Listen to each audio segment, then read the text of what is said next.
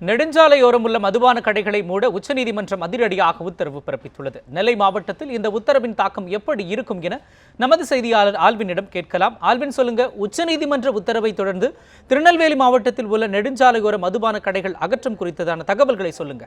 வணக்கம். திருநெல்வேலி மாவட்டத்தை பொறுத்தவரையில் மொத்தமாக 194 மதுபான கடைகள் என்பது இருக்கிறது. குறிப்பாக இதை சார்ந்து பார்க்கின்ற போது மாநில நெடுஞ்சாலைகளை பொறுத்தவரையில் ஏறத்தாழ 110க்கும் அதிகமான கடைகள் மாநில நெடுஞ்சாலைகளை சார்ந்தே இருக்கிறது.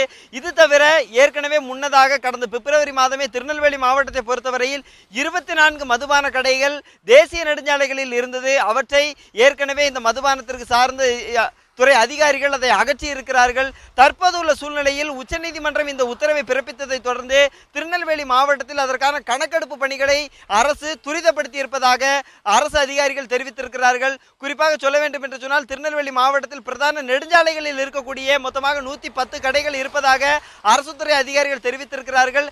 அவற்றை கணக்கெடுக்கக்கூடிய பணிகளும் துரிதப்படுத்தப்பட்டு இருப்பதாக தெரிவித்திருக்கிறார்கள். இதை சார்ந்து மாநில நெடுஞ்சாலைகள் மற்றும் தேசிய நெடுஞ்சாலைகளில் வேறு ஏதேனும் கடைகள் இருக்கிறதா, அவற்றை உச்சநீதிமன்ற தீர்ப்பினுடைய அடிப்படையில் எவ்வாறு அகற்ற வேண்டும், அதற்கான வழிமுறைகள் எல்லாம் உத்தரவுகள் எல்லாம் வந்த பின்பு அதை அகற்றுவதற்கான நடவடிக்கைகளும் பின்பற்றப்படும் என்று இங்கு இருக்கக்கூடிய அரசு அதிகாரிகள் தெரிவித்திருக்கிறார்கள். தற்போது திருநெல்வேலி மாவட்டத்தை பொறுத்தவரையில் ஒரு சில இடங்களில் ஏற்கனவே 24 கடைகள் அகற்றப்பட்டிருக்கக்கூடிய சூழலில் தேசிய நெடுஞ்சாலைகளிலும் இன்னும் சில கடைகள் ஆங்காங்கே இருக்கிறது. குறிப்பாக உச்சநீதிமன்றத்தினுடைய உத்தரவினுடைய அடிப்படையில் பார்க்க வேண்டும் சொன்னால் 500 மீட்டருக்கு தொலைவில், நெடுஞ்சாலையில் இருந்து 500 மீட்டருக்கு தொலைவில் இருக்கக்கூடிய கடைகளை அகற்ற வேண்டும் என்று அந்த உத்தரவு பிறப்பித்திருக்கிறது. அதை பார்க்கின்ற போது திருநெல்வேலி மாவட்டத்தில் பல்வேறு இடங்களில் இந்த கடைகள் இருக்கிறது. இவற்றை அகற்றுவதற்கு நடவடிக்கைகள் தொடர்ச்சியாக முன்னெடுக்கப்படும் என்று அரசு அதிகாரிகள் தரப்பில் தெரிவித்திருக்கிறார்கள்.